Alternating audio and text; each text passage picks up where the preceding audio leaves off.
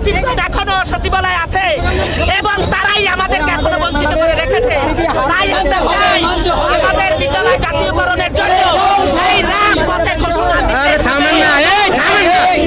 দিতে। আজকে এই দেখেন রক্ত, এই দেখেন রক্ত, এই দেখেন শিক্ষকের আমার পা ভেঙে গেছে, আমার এইখানে মারছে।